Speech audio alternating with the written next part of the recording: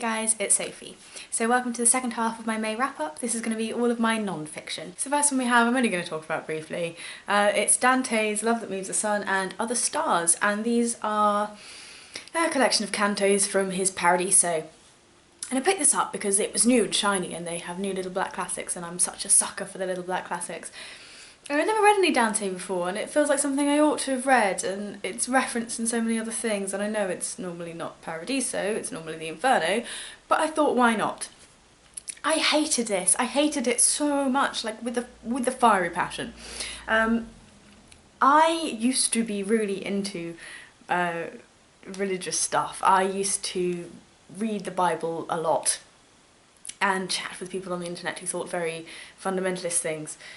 And this just feels like that. Like, I can't deal with blooming like Thomas Aquinas and all that Francis Assisi. I can't anymore. It makes me cross. So I've no idea. I've no idea what this is like. I've no idea whether I can recommend it to you or not. What I can tell you is that it is exactly what you would kind of expect. It is just religious outpouring, and I couldn't even find it pretty or interesting at all. I couldn't. I read it and I hated all of it, and I probably skim read the last half of it and it's only 50 pages long. So yeah, it's staying on my shelf just because it fits with the other ones, but I very vehemently dislike this book. Okay, and on to a little bit more poetry, of a very different kind. This is Dirty Pretty Things by Michael Faudet, and this is a collection of sort of some one-line poems, some short poems that are all love-centred, erotic. I'll read you one just for a little bit of a taster, but just be aware they are sexually based, so if that's not your thing then maybe head off now. Okay, so there's stuff like this one, which is pretty standard, one tiny little poem in the page, which is called Open Invitation, and it says, "You have such a pretty mouth. To feed it only kisses would be a wasted opportunity." Or there's this tiny one called Fireworks, which goes, "She had a mind like a box of fireworks and hands that played recklessly with matches." So they're little teeny tiny little snippets. There are some longer ones. It says like this one, it's 2 pages long, but the majority of them are shorter, so you can see that most of them aren't all that long. Some of them aren't really poems at all. In my opinion, like Lost is a lovely place to find yourself. For me, doesn't really class as a whole poem, but whatever. I had some issues with this and some things I really liked. So there are certain elements of it that I did enjoy. I think it captures the process and the act of sex very well. I think that he sort of captures certain moments that you don't come across in a non-erotic context and puts them across in a way that is sort of pleasing and easily understood by the reader. So props for that, because erotic poems, erotic novels are things that can be done really poorly, and I am always someone who encourages writing that is erotic when it's done well. Here is the sort of flip side of that, is it's very repetitive. He clearly has a couple of things that he really likes, and will write about them quite a lot. So I think maybe there was one time that she wore some like knee-high socks and he really got into it, because that's a theme. But yeah, I wouldn't necessarily recommend it, because I don't think you get all that much for it. I think it is relatively expensive for what it is, really. I probably paid £6 or so for this. And you saw the sort of size of the poems you're getting. I mean, some of them are okay, but to be perfectly honest, I feel like I could have just like googled this and found the good ones on Tumblr, and I know that's bad and I should support the poet. I just don't know. I wasn't bowled over. You know, if you find it in a library maybe, then have a read, but then I'd be cautious about taking home erotic poetry from a library, but it's up to you. It's your life. It's your hands that are going to touch these pages. Next one only needs a cursory look, but it is one that I've read, and so I'm going to wave it in front of your faces. And this is Alan Carr's The Easy Way to Stop Smoking. So you probably don't know, but I smoked for like 2 years. And I don't know why you'd know, I don't think I've ever told you before. And I started smoking because my boyfriend at the time did, and all his friends did, and it was a very social thing. And then after that relationship ended, the smoking didn't, and it was one of the like few last hangovers I had from that, and one of the things that really pissed me off about it afterwards was like So not only have I had this bad relationship, but now I've got to pay for all these cigarettes, and I was just wanted to get it done. So it's part of my quitting smoking anyway.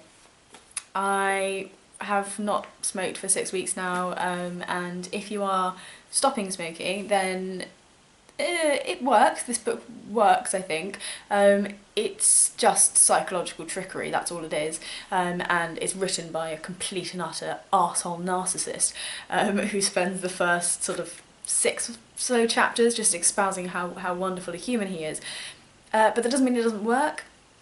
And there are a few tricks in here that have helped me, so bear it in mind. If you can deal with that, and you don't mind it, and you don't mind knowing that you're just sort of being suggested ideas, then it helps. It helps. I can't not recommend it because it has helped. Sorry guys. And then I've got another couple books that are kind of slightly similar. And the first one is Atul Gawande's Better, which is Surgeon's Notes on Performance. So he's speaking about specifically healthcare and about the way that we do healthcare and why we do poorly, when do we do really well, and how can we do better. So this is interesting to me for sort of 2 reasons, I suppose. I think I spoke a little bit about this when I hauled it, but it might be something that I do as part of my role in time, is to work with healthcare professionals, whether they be vets or doctors or dentists, and it's all kind of similar. So it was really interesting to see like an insider's point of view on sort of performance management of individuals like that. So that was really intriguing. I also am just sort of interested in learning a bit more about medicine in general. It's an awesome topic, and I really don't know all that much. And I've managed through, not really through trying it, but I've managed to end up dating like a line of medics recently, so I've had 3 in a row now. And it gives me something to chat about, so that's useful too. I did really enjoy this actually. I picked this one up because I was recommended Being Mortal by him after I'd read When Breath Becomes Air, and couldn't find it in the bookshop and found this one instead. But it's a good look at medicine, although I do think that potentially it's a little bit of an arrogant look at medicine. I think it's still just a job, and there's not all that much of a difference between an intelligent person who chooses to go into medicine and someone who chooses to go into, say, chemistry. I don't think one of them is a profoundly moral creature and one of them isn't. It's still just a job. So that would be my sort of disclaimer, is occasionally it can go into that doctors as God complex. But I don't think that was overly involved, so if you can see past that every now and again, then it shouldn't bother you too much. Next one's a business book, so maybe interesting to some of you, may not be. It's Good to Great by Jim Collins, and I very much enjoyed this. It's a very pacey business book, and it's essentially a long study of a number of companies. I think there's 12 companies whose performance over a period of time not only exceeded directly comparable companies, but remained high over time, and exploring what happened, what was the change in one company to another that enabled them to stay so high. It's not necessarily just talking about the top companies, the sort of Coca-Colas and the Nikes and Walt Disney's of this world. It's just talking about companies that have bettered themselves to a great extent. So they may be rising up to that level, but really it's about the difference. So it's about coming from a quite ordinary company, a company that's doing fine for itself, but isn't in anyone's mind, isn't really making anything on the stock exchange, and what factors play in. Really interesting to me for my work, but I think just as a general read and a look at business, it's very accessible. If you don't read an awful lot about business, there's no jargon in there at all. It's very approachable, so if for your work or for your personal life it's something you're interested in, then I did enjoy this one, and it may well be worth a read. And then the last one I'm going to talk about more later. I keep saying that all the time in my videos at the moment. I'm saying later, I'm going to do it later. So the book is The Man Who Closed the Asylums by John Foote, and this is a pretty mammoth non-fiction text about the history of Italian mental health, and about a man called Franco Basaglia who revolutionised the entire thing and really psychiatric care across a lot of Europe. And it was absolutely and utterly intriguing and really difficult to read for me personally. I'm going to be making a video that will be based around this book and on my feelings around the concept of asylum, the concept of sort of containment within mental health and the current state, and it will be jumping off from this book, so I will be referring back and forth to it. It's not going to be just a review, it's going to be speaking about a few more personal things too. But I really want to do that, and I want to do that well, so I don't want to talk too much about my feelings here, but I would say my feelings are strong. I would say that this book is intriguing, factually very heavy.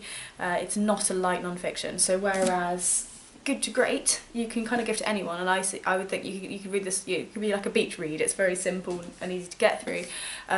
This was much harder and felt much more technical for me, so just bear that in mind. But I will be speaking about this more in time, because I feel it deserves it, and there are some really interesting things that I don't feel are covered, and I would like to cover them. So look forward to that. So those are my non-fiction books and poetry that I read in the month of May. Not all that many this month really. But yeah, so hopefully you've enjoyed this video, and I will see you soon in my Cormac McCarthy video, because I'm nearly finished with my third one, and gosh, he is amazing. I'll see you guys soon. Bye bye.